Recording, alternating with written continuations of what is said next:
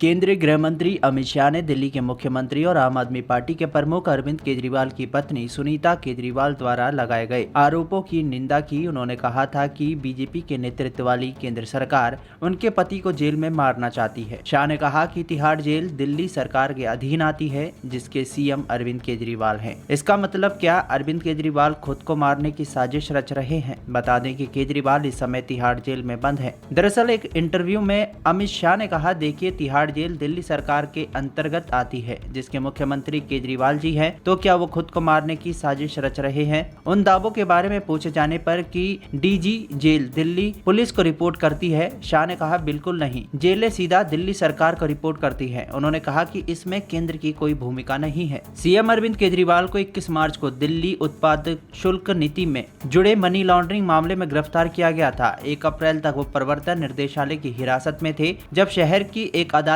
ने उन्हें न्यायिक हिरासत में भेज दिया। आप नेता फिलहाल तिहाड़ जेल में बंद हैं। सुप्रीम कोर्ट ने मंगलवार को जीवन और स्वतंत्रता को बेहद अहम करार देते हुए आम चुनाव से पहले आबकारी नीति से जुड़े मनी लॉन्ड्रिंग मामले में दिल्ली के मुख्यमंत्री अरविंद केजरीवाल की गिरफ्तारी के समय को लेकर ईडी से सवाल किया और जांच एजेंसी को इसका जवाब भी देना है। दरअसल जस्टिस संजीव खन्ना और जस्टिस दीपांकर दत्ता की पीठ ने केजरीवाल की गिरफ्तारी को चुनौती देने वाली याचिका पर सुनवाई जारी रखते हुए ईडी की ओर से पेश अतिरिक्त सॉलिसिटर जनरल एसबी राजू से कई सवाल पूछे। शुक्रवार को इनका जवाब मांगा। पीठ ने इस मामले में न्यायिक कार्यवाही शुरू करने और गिरफ्तारी की कार्रवाई के बीच लंबी अवधि को भी चिन्हित किया। शीर्ष अदालत ने कहा कि पीएमएलए की धारा 8 अधिकतम 365 दिन की सीमा प्रदान करती है। शीर्ष अदालत में केजरीवाल की याचिका पर अगली सुनवाई आज यानी कि शुक्रवार को होने की संभावना है। उम्मीद है कि शुक्रवार को मामला दोबारा सामने आने पर ईडी इस सवाल का जवाब देगी।